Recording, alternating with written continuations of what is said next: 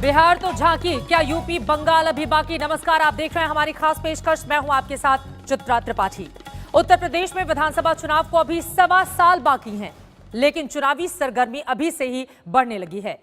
आज AIMIM chief Asaduddin Owaisi Varanasi से जौनपुर होते हुए आजमगढ़ पहुंचे। ओवैसी ने यूपी विधानसभा चुनाव लड़ने का ऐलान किया और दावा कर दिया कि बीजेपी को सिर्फ उनका गठबंधन ही कड़ी और बड़ी चुनौती उत्तर प्रदेश में दे सकता है। यह रिपोर्ट देखिए।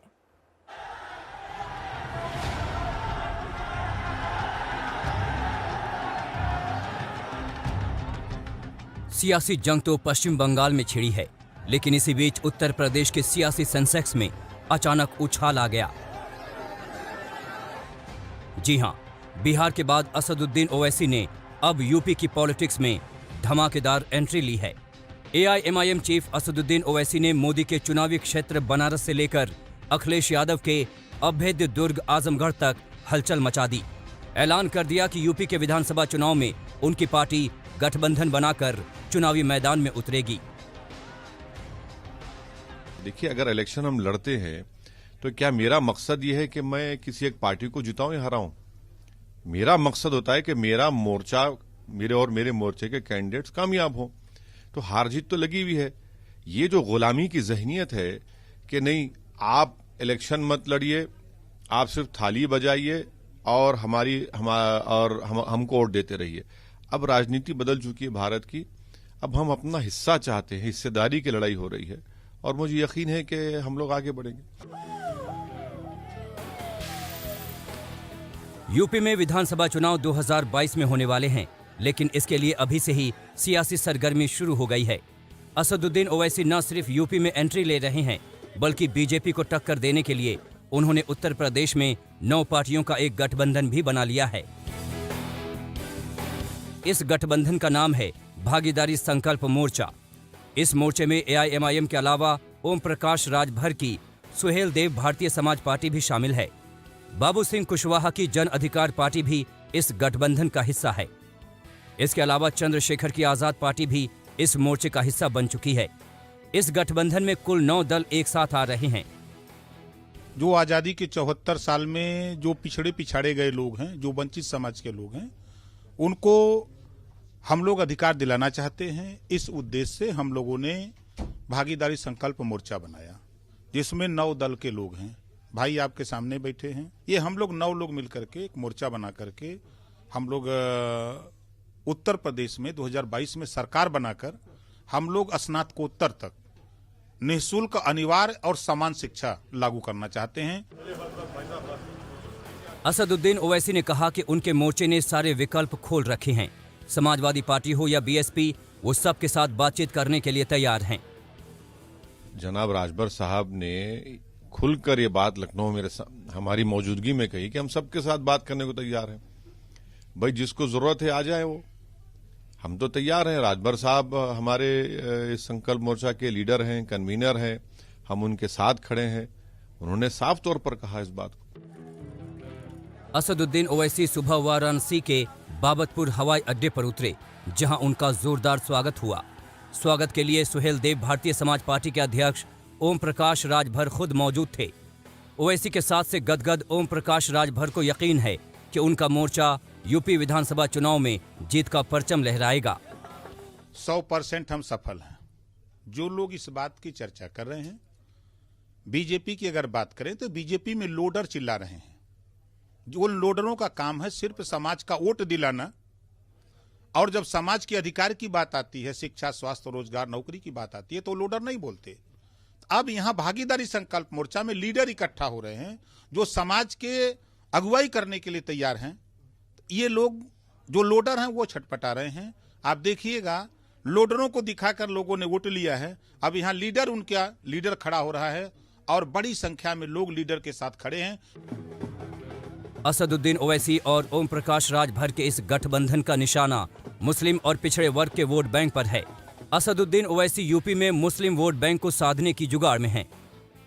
उत्तर प्रदेश में करीब 20% मुस्लिम वोट हैं, जिन पर ओवैसी की नजर है। यूपी विधानसभा की 403 सीटों में से 135 सीटों पर मुस्लिम वोट निर्णायक हैं। ओवैसी की पार्टी एआईएमआईएम 2017 में भी यूपी विधानसभा चुनाव लड़ चुकी है। तब पार्टी ने 38 सीटों पर अपने प्रत्याशी खड़े किए थे। हालांकि उनके किसी भी प्रत्याशी को जीत नहीं मिली थी। 2017 में ओवैसी ने तो बस यूपी के सियासी पानी की गहराई नापी थी। उनकी पार्टी अकेले चुनावी मैदान में उतरी थी, लेकिन इस बार ओवैसी गठबंधन बनाकर चुनावी मैदान में ताल ठोंकने की तैयारी में हैं। 2022 के असेंबली के चुनाव में जनाब राजभर साहब के साथ हम लोग बैठकर, जितने उसमें दल है सब बैठकर बात करेंगे, बात करके एक यूनानिमस फैसला करके इलेक्शन लड़ेंगे। साफ तौर पर असदुद्दीन ओवैसी इस बात की तस्दीक कर रहे हैं कि उत्तर प्रदेश के चुनाव में ये जो मोर्चा है उसकी भूमिका प्रबल होगी। यही कारण है कि बाकी दलों के साथ में ये गठबंधन वो काम करेगा जो मुख्य विपक्षी दल उत्तर प्रदेश में अभी तक नहीं कर पाए हैं। कैमरामैन नीरज कुमार के साथ अभिषेक मिश्रा, आज तक। दम ठोक कर दावे करते हुए असदुद्दीन ओवैसी। फिलहाल ओवैसी यूपी में मोर्चेबंदी करने में जुटे हुए हैं। सवाल यह है कि ओवैसी की पार्टी यूपी के चुनावी मैदान में उतरी तो नुकसान किसे होगा? जवाब सीधा सा है, समाजवादी पार्टी को, क्योंकि ओवैसी के मोर्चे की निगाहें यूपी के उस पिछड़ा वर्ग और मुस्लिम वोट बैंक पर है जिस पर समाजवादी पार्टी अपना अधिकार मानती है।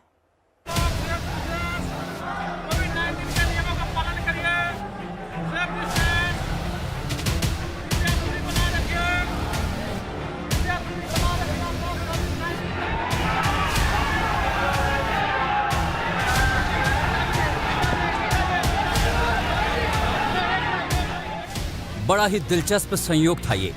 समाजवादी पार्टी के वोट बैंक में सेंध लगाने के जुगाड़ में एआईएमआईएम चीफ असदुद्दीन ओवैसी जिस वक्त वाराणसी के बाबतपुर हवाई अड्डे पर उतरे, उससे 1 घंटे बाद ही अखिलेश यादव भी बाबतपुर हवाई अड्डे पर उतरे। अखिलेश यादव और असदुद्दीन ओवैसी दोनों के स्वागत के लिए लोगों का हुजूम खड़ा था। हवाई अड्डे से असदुद्दीन ओवैसी को अखिलेश यादव के गढ़ आजमगढ़ में जाना था, जबकि अखिलेश यादव को जौनपुर में एक निजी कार्यक्रम में जाना था। अखिलेश बखूबी जानते हैं कि ओवैसी उनके चुनावी इलाके आजमगढ़ में क्या करने जा रहे हैं। आजमगढ़ की जनता समाजवादी परिवार है और हमारा आज का रिश्ता आजमगढ़ से नहीं है। जब मैं राजनीति में नहीं था तब से आजमगढ़ का रिश्ता समाजवादियों से रहा है। नेताजी से लेकर के और समाजवादियों के साथ आजमगढ़ की जनता हमेशा खड़ी रही है। असदुद्दीन ओवैसी और ओम प्रकाश राजभर के 9 दलों के गठबंधन के साथ यूपी के मुस्लिम वोट बैंक के साथ साथ पिछड़ी जातियों के वोट बैंक को साधना चाहते हैं। ये वही वोट बैंक हैं जिस पर समाजवादी पार्टी अपना एकाधिकार मानकर चलती है। यही वजह है कि ओवैसी ने अखिलेश यादव को अपने निशाने पर लिया।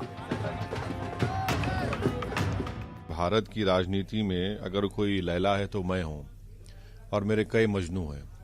तो अब ये इल्जाम लगता रहेगा, इससे हमको कोई फिक्र करने की जरूरत नहीं है। तो मुझे यकीन है कि इंशाअल्लाह ताला उत्तर प्रदेश की जनता जो विकल्प या अल्टरनेट पॉलिटिक्स को देख रही है वो जरूर इस भागीदारी मोर्चा की तरफ बड़ी उम्मीद से देख रही है और आने वाले असेंबली के चुनाव में वो हमको अपने आशीर्वाद से, अपनी मोहब्बतों से नवाजेगी। 9 दलों के इस गठबंधन में असदुद्दीन ओवैसी के जिम्मे मुस्लिम वोट बैंक है। पूर्वांचल में मुस्लिमों की तादाद अच्छी खासी है।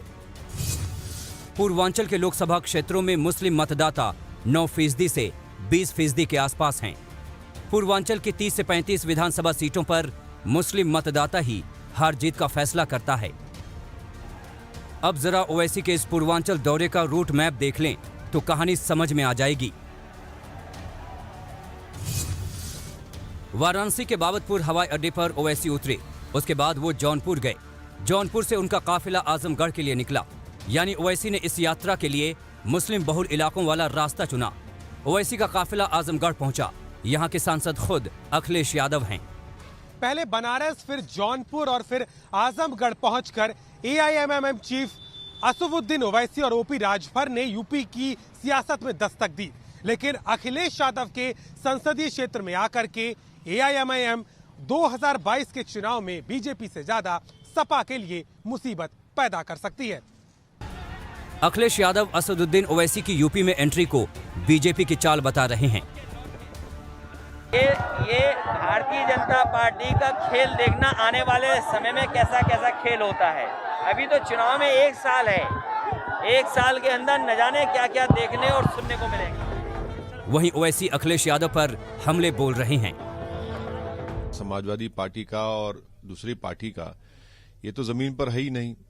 इनका तो सिर्फ देखते हैं आपसे सोशल मीडिया पे या फिर किसी दूसरी जगह पर। जबकि बीजेपी ओवैसी को वोट कटुआ बताने में जुटी है। जो षड्यंत्रकारी लोग आपस में मिल रहे हैं, जो लोगों को बांटने का काम करते हैं। ओवैसी जी केवल वोट काटने का काम करते हैं और ओवैसी जी केवल देश बांटने का काम कर रहे हैं और देश को भी काटने का काम कर रहे हैं। दरअसल हाल में हुए बिहार विधानसभा चुनाव के नतीजों से असदुद्दीन ओवैसी के हौसले 7वें आसमान पर हैं और अब उनका सपना उत्तर प्रदेश की सत्ता में पहुंचने का है। ओवैसी की पार्टी AIMIM 2020 के बिहार विधानसभा चुनाव में 20 सीटों पर चुनाव लड़ी थी। इसमें से 5 सीटों पर उसे जीत मिली, जबकि 2015 में ओवैसी ने 6 सीटों पर प्रत्याशी उतारे थे, लेकिन उनके किसी भी प्रत्याशी को जीत नहीं मिली थी। बिहार में असदुद्दीन ओवैसी ने जो गठबंधन बनाया था उसमें BSP भी शामिल थी। यूपी में BSP और समाजवादी पार्टी में एक बार फिर 36 का आंकड़ा है। असदुद्दीन ओवैसी समाजवादी पार्टी के दुर्ग में सेंध लगाने की फिराक में हैं। ऐसे में क्या यूपी में भी ओवैसी को बहन जी का साथ मिलेगा? वाराणसी में रोशन जायसवाल के साथ अभिषेक मिश्रा, आजमगढ़ आज तक। असदुद्दीन ओवैसी अपनी पार्टी को हैदराबाद से आगे ले जाने की कोशिशों में जुटे हुए हैं। बिहार के बाद उनकी पार्टी पश्चिम बंगाल में पांव पसार रही है। ओवैसी बंगाल के मुस्लिम बहुल इलाकों में अपने प्रत्याशी उतारने की तैयारी में है। ओवैसी की पार्टी बंगाल में ज्यादा सीटें जीते या ना जीते, लेकिन सीएम ममता बनर्जी का सिरदर्द तो बढ़ा ही देगी।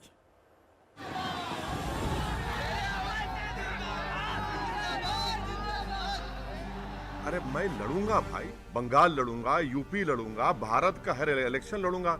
मुझे क्या पूछना पड़ेगा किसी से मैं लड़ूं या ना लड़ूं? बिहार विधानसभा चुनाव में हैदराबादी सियासत ने रंग जमाया तो असदुद्दीन ओवैसी के अरमानों को जैसे पंख लग गए। ओवैसी पश्चिम बंगाल के विधानसभा चुनावों में अपनी पार्टी का भविष्य खंगाल रहे हैं। ओवैसी ने बुगली के फुरफुरा शरीफ के पीरजादा अब्बास सिद्दीकी को पार्टी का चेहरा बनाया है।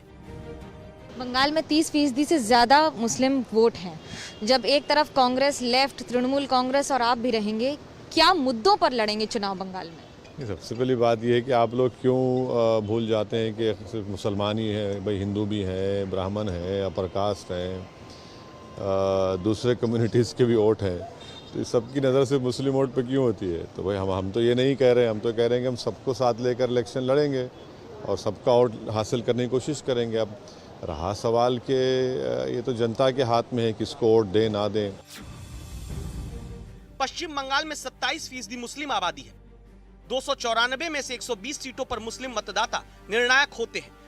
मुस्लिम बाहुल्य इलाकों में ओवैसी अपनी पार्टी के उम्मीदवार उतारने की तैयारी कर रहे हैं। मुर्शिदाबाद, मालदा, उत्तर दिनाजपुर समेत अन्य मुस्लिम बाहुल्य इलाके में ओवैसी अपनी पार्टी के उम्मीदवार उतार सकते हैं। ओवैसी की नजरें पश्चिम बंगाल पर हैं और वो बंगाल में ममता बनर्जी का सिरदर्द बढ़ा रहे हैं। साथ ही उनकी पार्टी अब उत्तर प्रदेश में भी पांव पसार रही है। यही नहीं, ओवैसी तो तमिलनाडु में भी हैदराबादी राजनीति का तड़का लगाने की तैयारी कर चुके हैं। आज तक ब्यूरो।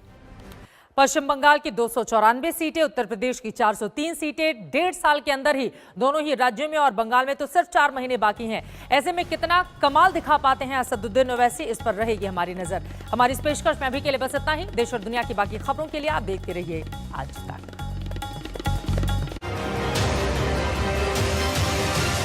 नमस्कार, मैं हूं अंजना ओम कश्यप। हमें उम्मीद है ये वीडियो आपको पसंद आया होगा।